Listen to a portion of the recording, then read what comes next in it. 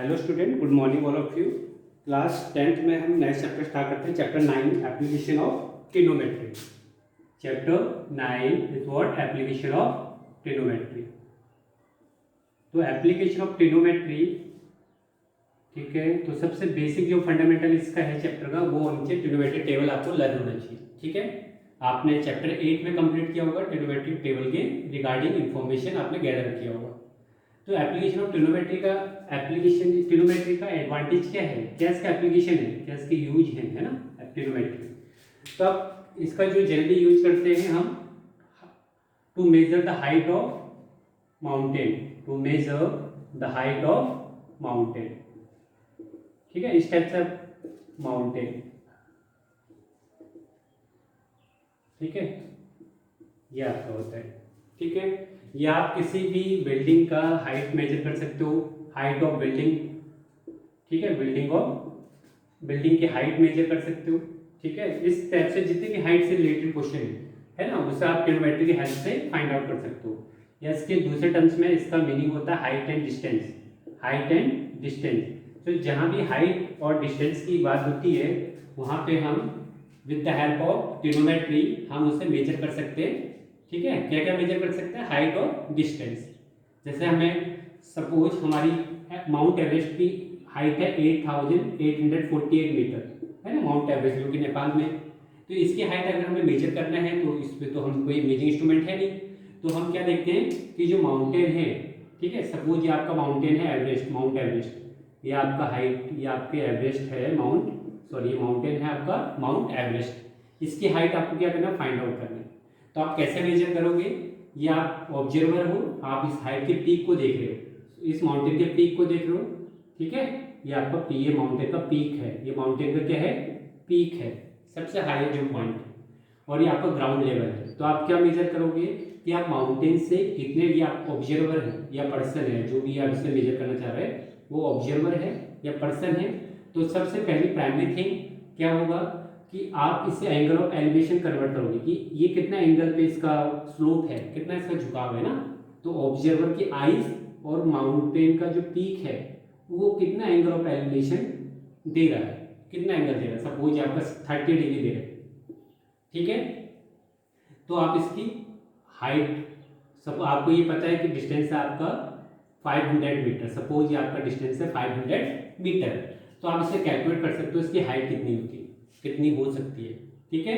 तो इस टाइप से आप क्वेश्चन करेंगे तो आपको समझ में आ जाएगा, ठीक है। उसी के रिगार्डिंग ये आपके क्वेश्चन है।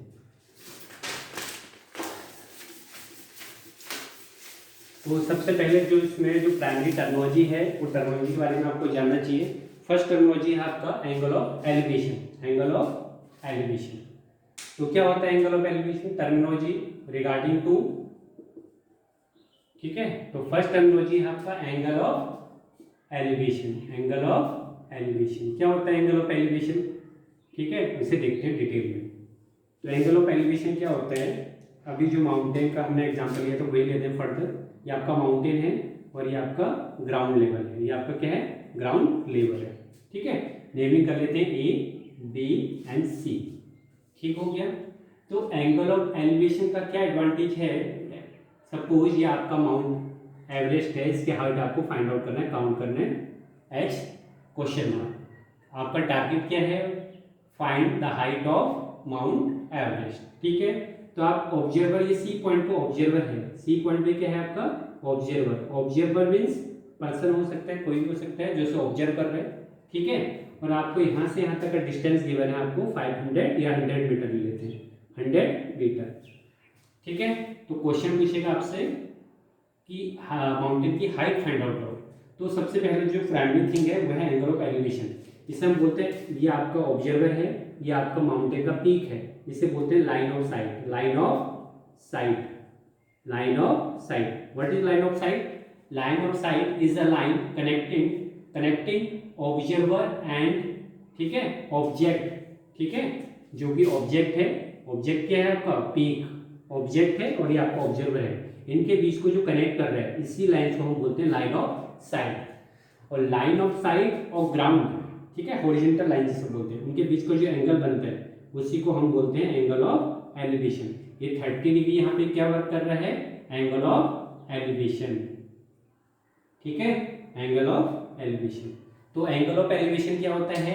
The angle between line of site and horizontal line, horizontal line and line of site के बीच का angle is called angle of elevation, ठीक है। अब देखो कैसा हाइट फाइंड आउट करना है। आपने 6 टाइप के ट्रिग्नोमेट्री रेशियो पढ़े, 2 आपके क्या है फंडामेंटल और 6 बाकी रिमेनिंग है आपके 4 डेराइव्ड ट्रिग्नोमेट्री रेशियो। तो क्या है फर्स्ट, अब देखो मुझे क्या क्या गिवन है। देखो एंगल के सामने वाला ये 30 क्या है एंगल, तो इसके सामने वाला क्या हो गया परपेंडिकुलर, ठीक हो गया। ये आपका बेस की तरह ट्रीट कर रहा है, ये आपके परपेंडिकुलर की तरह ट्रीट कर रहा है, और ये आपका हाइपोटेन्यूज, क्योंकि 90 है ना पीक, ये 90 स्टेट होता है पहाड़ जो भी होता है माउंटेन, तो ये आपका हाइपोटेन्यूज कवर कर रहा है।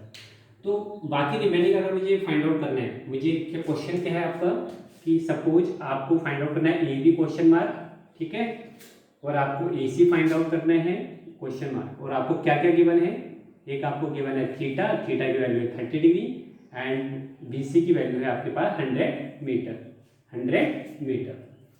तो कैसे फाइंड आउट करेंगे A B and A C with the help of application of trigonometry. तो मुझे ऐसा कोई ट्रिग्नोमेट्री रेशियो लेना है जिसमें कि मुझे वन डाटा इन्फॉर्मेशन, देखो मेरे पास क्या है बेस है मेरे पास, और मुझे परपेंडिकुलर फाइंड आउट करना है। तो परपेंडिकुलर और बेस का जो रेशियो होता है उसे हम बोलते हैं tan या cot, ठीक है। तो अब यहाँ पे यूजिंग tan अप्लाई कर सकते हो। क्यों tan अप्लाई किया? क्योंकि मुझे एक बेस, एक इन्फॉर्मेशन का एटलीस्ट गिवन होना चाहिए मुझे। तो देखो ये बेस है आपका और ये परपेंडिकुलर है, तो परपेंडिकुलर आपको फाइंड आउट करना है और बेस आपके पास गिवन है, तो परपेंडिकुलर अपॉन बेस वो आपका होता है tan भी अप्लाई कर सकते हो, cot भी अप्लाई कर सकते हो। तो सपोज मैं ले रहा हूँ tan 30, तो tan क्या होता है tan 30, तो tan क्या होता है परपेंडिकुलर अपॉन बेस। तो परपेंडिकुलर कितना है यहाँ पे h हाइट ऑफ माउंटेन, और बेस कितना हो गया 100, ठीक है। अब tan 30 की वैल्यू आपको पता है टेबल के थ्रू 1/√3 होता है, ठीक है। तो यहाँ से h इक्वल टू क्या हो गया 100, क्रॉस मल्टीप्लाई करोगे तो यहाँ से हो जाएगा h√3 इक्वल टू 100, ठीक है, h√3 100, ये हो गया आपकी h की वैल्यू होगी 100/√3।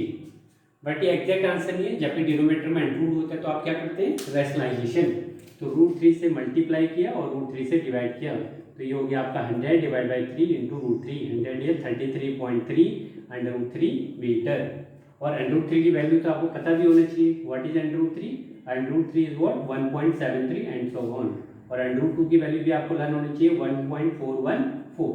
ये 2 ऐसी वैल्यू है जो आपको पता होनी चाहिए एग्जाम पॉइंट ऑफ व्यू से, ठीक है। तो एंगल ऑफ एलिवेशन का हमने क्वेश्चन किया है, ठीक है, उससे रिलेटेड क्वेश्चन कैसे आ सकते हैं, जनरली आपके 1 या 2 मार्क का क्वेश्चन आते हैं।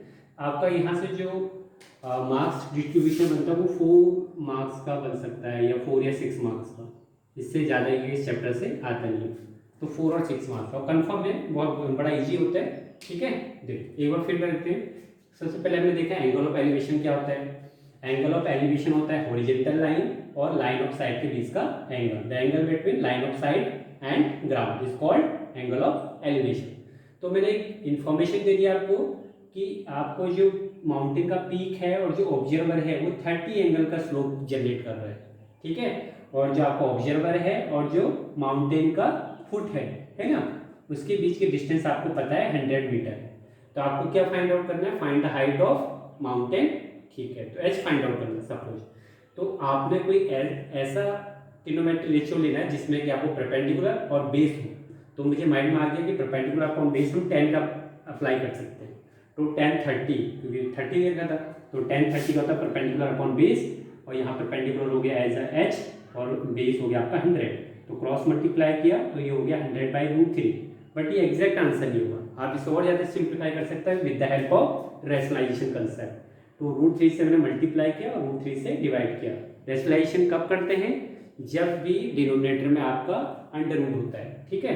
तो ये हो गया 33.3 √3 मीटर, और ज़्यादा कर रहे हैं तो √3 की वैल्यू भी आप पुट कर सकते हैं, ये आपको लर्न होनी चाहिए 1.732, और √2 की वैल्यू क्या होती है 1.414 मीटर। तो ये आपका आंसर हो जाएगा, ये आपका एंगल ऑफ एलिवेशन से रिलेटेड एक क्वेश्चन हो गया, ठीक है। सेकंड करते हैं एंगल ऑफ डिप्रेशन की बात।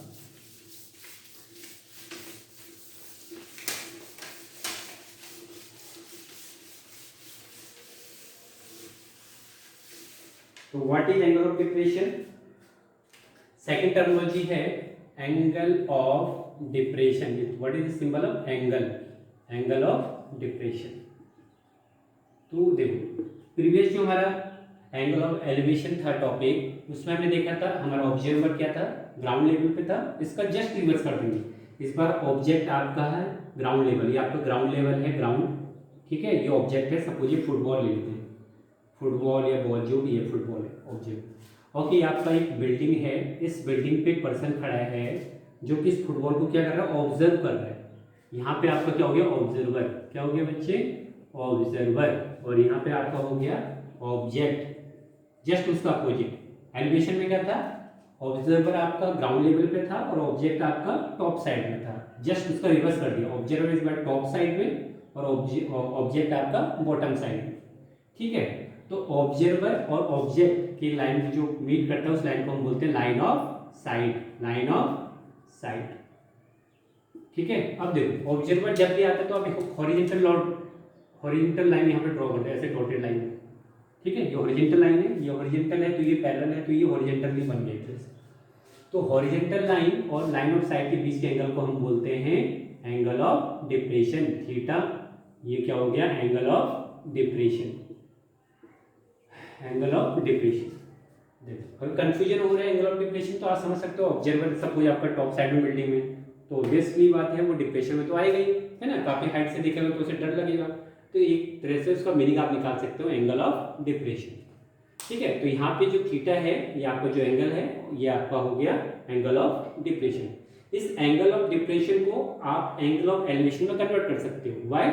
जब भी दो लाइनें पैरेलल होती हैं, ठीक है, तो ये आपका अल्टरनेट इंटीरियर एंगल बनता है, जेड शेप एंगल। तो ये दोनों लाइनें पैरेलल है, ये भी हॉरिजॉन्टल, ये भी हॉरिजॉन्टल, तो ये पैरेलल लाइन हो गई और ट्रांसवर्सल हो गया, तो ये थीटा है, तो ये भी क्या हो जाएगा, थीटा हो जाएगा। तो आप जितने भी क्वेश्चन देखोगे एंगल ऑफ डिप्रेशन में, आप जनरली ऐसे ही करोगे, आप ऊपर वाला साइड ये वाला angle of depression find out करोगे और उसे कन्वर्ट कर दोगे एंगल ऑफ एलिवेशन में with the help of alternate interior angle concept, ठीक हो गया। इतना आपको पता होना चाहिए। जो एक क्वेश्चन करते हैं जिससे कि आपका ये ऑब्जेक्ट बन जाए, ठीक है। तो दो टर्मिनोलॉजी सीखी हमने, एक angle of elevation. Angle of elevation कब बनता है, जब ऑब्जर्वर नीचे और ऑब्जेक्ट आपका ऊपर, है ना, ठीक है। सेकंड टर्मिनोलॉजी है एंगल ऑफ डिप्रेशन, इसका just reverse, observer top side में और आपका ऑब्जेक्ट बॉटम साइड में, ठीक है। और एंगल हमेशा किसके बीच में बनता है, हॉरिजॉन्टल लाइन और लाइन ऑफ साइड, ठीक है, लाइन ऑफ साइड।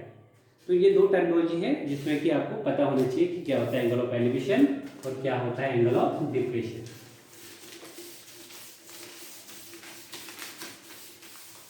तो एक क्वेश्चन कर लेते हैं, आप क्वेश्चन ट्राई करने का, आपके एनसीईआरटी में है, ठीक है।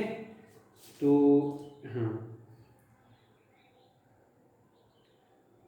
Kite is flying at a height of 75 metre from level of ground of attach to a string inclined at 60 degree to the horizontal line, find the length of string. देखो मैंने आपको लैंग्वेज डायग्राम बनाना से main सबसे main होता है उसमें diagram बनाना। मैंने question बोला आपसे, क्वेश्चन क्या बोला है ना, मैं आपको इसका ओवरव्यू बताता हूँ। एक आपका काइट है, पतंग है, ठीक है, ये आपके ग्राउंड लेवल से, ये आपका ग्राउंड लेवल है, जैसे जैसे क्वेश्चन में बोला गया उस टाइप से आप डायग्राम को ड्रॉ करते जाओ। A kite is flying at a height of 75 metre. जो काइट है वो ग्राउंड से कितने मीटर पे है, एबव है 75 मीटर। ये आपका जो डिस्टेंस है ये आपको दे रखा है 75 metre. Then attach to a string to a incline, ये स्ट्रिंग से अटैच है, इसको आपने स्ट्रिंग से अटैच किया है, इस पे स्ट्रिंग है, ऐसे करके उल्टा हो गई तो आपने स्ट्रिंग लगा दी, स्ट्रिंग ऐसे तो जाती है, ये स्ट्रिंग, ये आपकी होगी स्ट्रिंग, ठीक है, जैसे आप धागा या सुतली जो भी बोलते हैं, ठीक है। और ये जो एंगल बना रहा है वो बना रहा है 60 डिग्री। ये कितना एंगल बना रहा है, 60 degree angle of elevation. Why? क्योंकि ऑब्जर्वर आपका यहाँ पे है ग्राउंड लेवल पे, वो पतंग को देख रहा है, काइट को, तो ये बनेगा आपका एंगल ऑफ एलिवेशन, ठीक हो गया। तो इसका नामकरण कर लेते हैं, नेमिंग ए बी सी। तो ये 1 मार्कर या 2 मार्कर क्वेश्चन आता है। आपको फाइंड आउट क्या करना है, स्ट्रिंग की लेंथ फाइंड आउट करनी है, ये, ठीक है, एल क्वेश्चन मार्क। तो सबसे पहले माइंड में क्या आना चाहिए, कौन सा किलोमीटर रेशियो में यूज करना है यहाँ पे बेनिफिशियल। तो देखो जरा, एंगल के सामने वाला सबसे पहले नेमिंग कर दो। ये आपका परपेंडिकुलर हो गया, कोई दिक्कत नहीं। ये आपका बेस हो गया, कोई दिक्कत नहीं। 90 डिग्री सामने वाला ये आपका हाइपोटेन्यूज हो गया, इसमें भी कोई दिक्कत नहीं होनी चाहिए। अब मैंने क्या कहा था, एक इन्फॉर्मेशन एटलीस्ट पता होना चाहिए। देखो परपेंडिकुलर आपको गिवन है और आपको हाइपोटेन्यूज फाइंड आउट करना है। परपेंडिकुलर गिवन है, हाइपोटेन्यूज क्या करना है, फाइंड आउट करना है। तो सोचो जरा सोचो कि परपेंडिकुलर और हाइपोटेन्यूज कौन सा आपका होता है किलोमीटर रेशियो। पंडित, बद्री, प्रसाद, हर भोले, ये था। तो परपेंडिकुलर हाइपोटेन्यूज आपको मिल गया साइन, तो कंफर्म हो गया। यहाँ पर साइन का यहाँ पे एप्लीकेशन यूज करेंगे, ठीक है। तो मैं कंफर्म हो गया, परपेंडिकुलर मुझे गिवन था, हाइपोटेन्यूज फाइंड आउट करना है, तो मैं साइन वाला यूज करता हूँ। तो यूजिंग, तो लेट भी कर लो यहाँ पे, ठीक है। आपको क्या क्या गिवन है, सबसे पहले आप गिवन लिखो। गिवन है आपको A B is what 75 metre, ठीक है। बी सी अननोन है और A C B unknown, insufficient data, and angle of elevation theta is what 60 degree. तो मैं कंफर्म हो गया, मुझे परपेंडिकुलर गिवन है और हाइपोटेन्यूज फाइंड आउट करना है, तो मैं साइन का यूज करूंगा P/H। तो साइन 30, ठीक हो, सॉरी 60, साइन 60 यहाँ पे लिख लेना। इन राइट एंगल ट्रायंगल, क्योंकि हमेशा जो ट्रिग्नोमेट्री अप्लाई होती है वो राइट एंगल ट्रायंगल में होती है। In right angle triangle ABC, ठीक है। तो sine 60 degree perpendicular upon hypotenuse, perpendicular upon hypotenuse. तो परपेंडिकुलर कितना है 75, हाइपोटेन्यूज फाइंड आउट करना है। What is hypotenuse, length of string, जिसे हमने क्या नाम दिया है L, ठीक हो गया। तो साइन 60 क्या होता है √3/2, ठीक है। ये आपको लर्न करना पड़ेगा टेबल। और ये हो गया 75L, क्रॉस मल्टीप्लाई करो यहाँ से, ये होगा आपका √3L इक्वल टू 150, ठीक है। तो यहाँ से आपकी L की वैल्यू हो गई 150/√3। फिर वही क्वेश्चन मार्क, अंडर रूट जब भी डिनोमिनेटर में होता है तो आप क्या करते हैं, रैशनलाइजेशन। तो √3 से मल्टीप्लाई किया और √3 से क्या कर दिया, डिवाइड कर दिया। तो ये हो गया आपका 150/√3 × √3 3 और न्यूमरेटर में 3, तो ये हो गया आपका 3 से कैंसिल आउट करो 50√3 मीटर। आंसर आपका यही पे फिनिश हो गया है। और ज़्यादा अगर आपको सिंप्लीफाई करना है तो √3 की वैल्यू यहाँ पे पुट कर दो, जो कि होती है 1.7328। तो यहाँ पे जो भी वैल्यू आएगी वो आपकी आ जाएगी कन्वीनियंट वैल्यू या अप्रॉक्स वैल्यू आ जाएगी, इजंट इट। तो इसमें कोई दिक्कत नहीं होनी चाहिए। तो क्या आपने करना है, जितने भी आपके ट्रिग्नोमेट्री क्वेश्चन है, एप्लीकेशन ऑफ ट्रिग्नोमेट्री, आपको क्या गिवन है और क्या फाइंड आउट करना है। तो देखना है कि वो कौन सा रेशियो बना रहा है, साइन बना रहा है, कॉस बना रहा है, या टेन बना रहा है। Perpendicular upon hypotenuse sine, base upon hypotenuse cos, and perpendicular upon base is what tan, ठीक है।